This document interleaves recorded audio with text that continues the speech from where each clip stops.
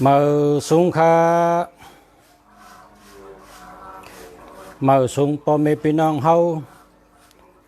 mở xuống tay co cú co mở xuống po mê pi nong cú co cú con mở xuống phù rầm nhiên cú co kha mở xuống tăng sinh kha mở xuống kha mở xuống kha kha sư hong lung sà la khuเมืองดีอยู่เมืองเก่งใหม่ค่ะเมื่อในไล่ออกมาเอาของดีเอาโคดีเอาโคส่องดีเอากระถาดีมาปั่นพ่อแม่พี่น้องเฮาได้ก่อเฮาผู้ทำยินเฮาเขาเอาเสื้อตื้อจับตูจับคิงกูก็กูกวนค่ะพาเรายุ่มพาเราเอาเจ้าตื้อพาเราหลอดกูวันปะไหนแคมสาเมืองกลแคมสาเมืองผีแคมสาเมืองนิกปันก็แปลว่ากถาเนี่ยเป็นกถามีเงินมีคำกถาเป็นคนมีเพราะว่าเป็นคนมีใครดูสังก็ได้ดูเคยเฮ็ดสังในก็ง่ายลองหลู่ลองต้านตาหน้ากู้สู่เพราะอะไรรู้เป็นคนมีเพราะอะไรรู้เป็นสัตว์เทตาเตได้รู้ตาเตมีปารามีโลไลมีตาหน้ามีศีลาสังกอยฮอดตียังหมายอันว่านิกปันคำสะเปิ้นว่าจังนั้น เมื่อเฮาคาได้ยินว่าจังนั้นก็เฮาคาใครเฮาพ่อแม่พี่น้องเขาไล่คำสะไล่เป็นสัตเทได้เป็นคนมีจังซอกหากถามือมื่นซึ้นก่อนกถากัดกถาย้ำกถาลีกถาเมียดเป็นโคส่องดีเป็นของดีกึกโตกึกคิงกึกโตกึกเจอกึกโหเจอกูก็กูกวนเมื่อว่าข้าก็เลยเอามาปั่นเมื่อซึ้นเอามาปั่นกถาเกี่ยวดีกถาลาบดีอันนั้นเอาเป่ามุนตานาเอาเป่าน้ำหอมสิโตจะในก็ลีจากขนาดเมื่อชื่นไรลัดบ้าเมื่อในก็มาลัดขึ้นไว้เสไรต่างกว่ากถาโจดีกถาอันว่าโจดีอันนั้นแล้วก็มีพี่น้องย้อนเข้ามาคำพองเขาเป็นก้นกะก้นขายเขามีเงินเขากล้าขายหลีเมื่อพี่น้องย้อนเข้ามาว่าเฮาคาเคยไล่กะถากล้าขายดีลุงสละลาดบันมาเฮารู้เฮาเคยไล่กะถากล้าขายดีเนี่ยเมื่อมีพ่อแม่พี่น้องย้อนมาข้าก็เลยเอากะถากล้าขายดีมาปั่นเมื่อไหนค่ะเมื่อไหนเป็นวันพัดเมื่อไหนเป็นวันพัดวันแก่สปาเตนะวันพัดวันที่24ใน12 เดือนใน2 เหงปลายเช้าเมื่อไหนเรียกว่าเป็นวันคูนะเรียกว่าเป็นวันคูวันแก่สปาเตเนี่ยที่เมืองในเนี่ยเป็นว่าเป็นวันคูเป็นวันดีเฮ็ดสังกอลีกูเมียวนะครับว่าวันแก่เตเนี่ยสอนปิญญาก็สอนวันแก่เตนะวันพัดเจียวหู้เจียวหมอเจียวตองเจียวไหลนะมันกึมขึ้นใหญ่เบอสูงนะครับว่าก็เปิดจังนั้นแหละเมื่อในข้าก็เลือกเอาวันดีวันดียามดีอันเป็นมังกรดีเอามากะถาดีมัดดอนพอมีพี่น้องเฮาผู้ถ่อมยินเฮาเขาเฮา เฮาเลยเป็นสัตเทกันกูก็กูก้นก็เลยรอดกระถาในผู้ตื่นได้เป็นคนหมักคนมีแคมฉาอยู่ดีกินหวานรอดเพเข็นเมืองผีเมืองก้นเตะๆค่ะเนาะกระถา อำหยับค่ะกระถาอำหยับง่ายๆก็จองได้ยินเสียงเย้าค่ะคือตัวเดียวนี่เพราะว่าได้ยินเสียงแจงแรงดีเย้าในก็เตะห่อหลอดกระถาปันตอนสุเจ้าปอเมพี่น้องเฮาใต้ก็เฮาผู้ถ่อมยินเฮาเขาตีคาหักกูก็คานับย้ำกูก็หักกูก็คามาสุงคาเตย้อนหลอดกระถาเย้าค่ะจ่องยินดีค่ะแต่มาเนอีกหนึ่งค่ะเพราะว่าได้ยินดีเย้าในก็แต้มขึ้นมาก็หนึ่งก็เลยเจ้าหนึ่งเจ้าเลยก็เลยนะชุดเจ้าแต้มมาปันแต้มมาเนว่าได้ยินเสียงอยู่ค่ะได้ยินเนาะค่ะเนาะจังไปได้ยินค่ะมาสุงคา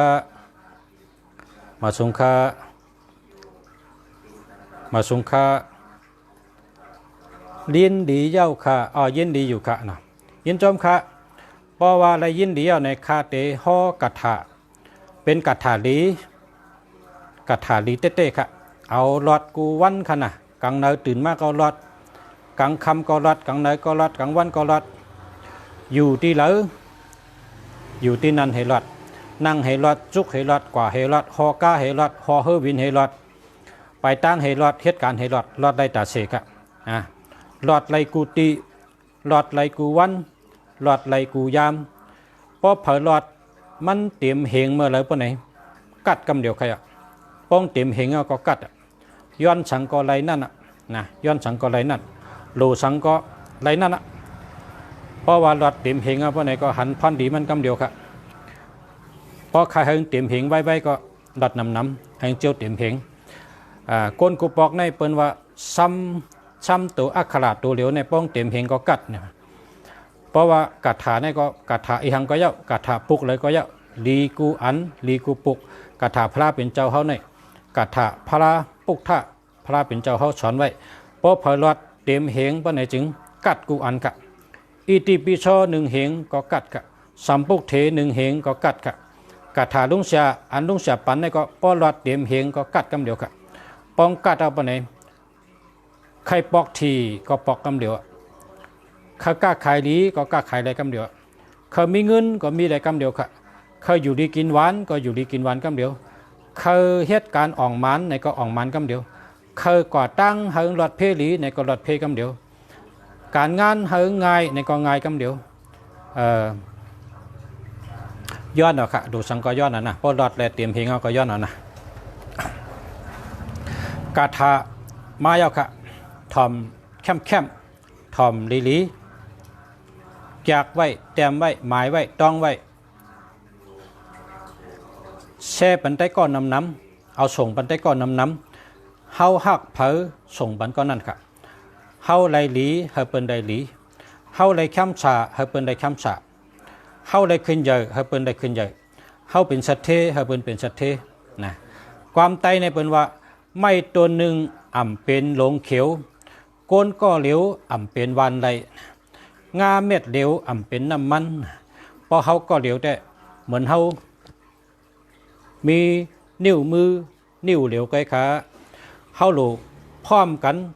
พอเฮาพร้อมกันก็เหมือนหนังนิ้วมือหานิ้วมือหานิ้วในพอนิ้วเหลวไปเต็มทนพอ2 นิ้วไล่กินพอ3 นิ้ว4 นิ้วก็มีแหงพอ5 นิ้วปานใดได้พอ5 นิ้วได้เฮ็ดสังก็ไลกูเมียวลองพร้อมโฮมก็เหมือนนิ้วมือ5 นิ้วนะครับพอเฮาพร้อมโฮมหักกันพร้อมกันลองสังก็เย้าขึ้นใหญ่มาสูงกูเมียวค่ะพอเฮาพร้อมกันพอเฮาหักกัน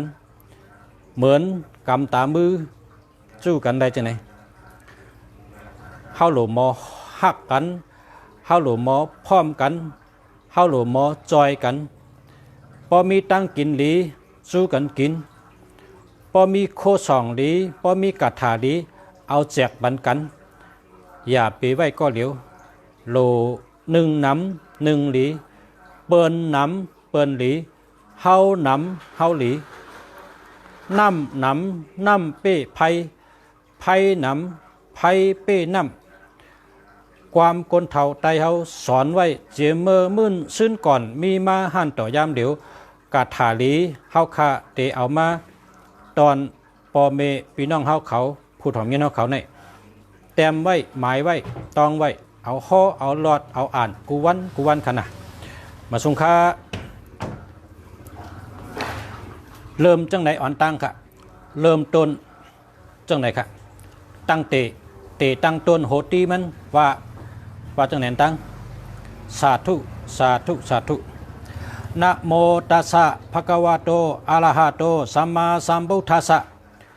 นะโมตัสสะภะคะวะโตอะระหะโตสัมมาสัมพุทธัสสะนะโมตัสสะภะคะวะโตอะระหะโตสัมมาสัมพุทธัสสะอันนี้เป็นกรรมกันต่อเป็นเตเรวาตาเสค่ะนะว่านะโมตัสสะ3กรรมปยจองก้อยสืบว่ากาถาค่ะกาถามาแล้วค่ะกาถาก้าขายหลีกาถาก้าขายหลีกาถาก้าขายหลีปุกธรรมปาหูสานานำเอหิสิกตังเอหิมานุสานังเอหิลาภัมเอหิเมตตาสัมปูทีเปมนุสานังอิกทิโยปูริโชสิกตังพันธังเอหิเอหิเอหิลุงชาติว่า7 กรรมนะป้าถ่อมได้จำกันปุกทังปะหูสานานังเอหิสิกตังเอหิมนุสานังเอหิลาภังเอหิเมตตาจัมปูทีเปมนุสานังอิกทิโยปุริโชสิกตังพันธังเอหิเอหิปุกทังพาหุสานานังเอหิสิกตังเอหิมนุสานังเอหิลาภังเอหิเมตตาสัมปูทีเปมนุสานังอิกทิโยปุริโชสิกตังพันธังเอหิเอหิปุกธรรมปาหุสานานัมเอหิสิกตัมเอหิมนุสานัมเอหิลาภัมเอหิเมตตาสัมปูทิเป